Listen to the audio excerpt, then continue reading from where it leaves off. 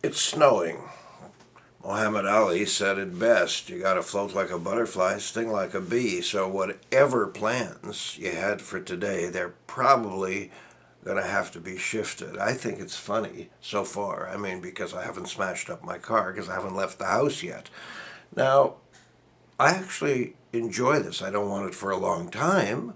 I don't want it to stay, but I enjoy it for a few days. I grew up in Winnipeg. Winnipeg had four distinct seasons, whereas I've lived in Vancouver for 50 years. And Vancouver basically has summer and not so summer. Those are the two conditions we experience. We get we do get the maple leaves in the fall, okay, but not like they do in, the state of Maine or Vermont or Quebec or anywhere east of here, really. And I don't know how much. Yeah, spring we get the cherry blossoms, but anyway, we don't usually get a lot of this, and the kids love it, of course, because it's real. It's something, and it brings back for me, having grown up in the prairies, 1,001 memories. Of course, trudging through the snow to school, building snow forts, throwing snowballs, playing hockey. This may sound astonishing, but I'm so old. How old are you? Well, there were hockey rinks on practically every corner. I mean, some were made by the Parks Board, I guess, because there are parks everywhere, but also folks made them. And also, we played hockey on the streets. Now, you can't do that anymore because there's 900,000 cars per street.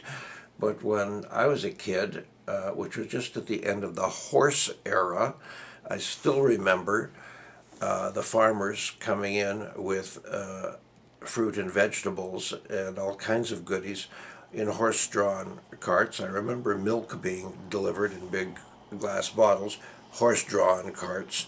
I especially remember buying a bag of peas for 5 cents from those carts, doing that regularly. My grandmother regularly telling me, "Don't eat so many peas, you'll get sick." And of course, I ate them all and got sick regularly. Never listened to a word.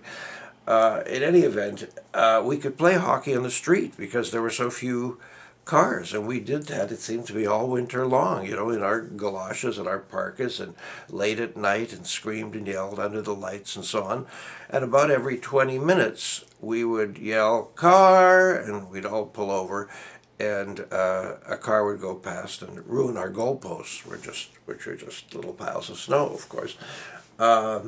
Never did learn to ski. Everybody out here feels they have to own a chalet or something up at Whistler. Doesn't work for me, never interested. But I did learn how to cross-country ski in Quebec and again in Edmonton, and loved it, although I haven't done it in years.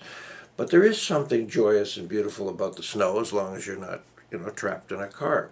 So I'm not going to take my car out today. I notice a couple of crows looking. There's one way at the top of a tree up there right now across the street. And when I first opened the blinds in the bedroom and looked down, there was a crow walking through the snow and then happily going under a car. I don't know what they do for food. Did the crows all starve to death in weather like this, or do they have secret stashes like a chipmunk, or are they able to figure out that there's seeds or berries under something? I don't have a clue. Anyway, let it snow, let it snow, let it snow.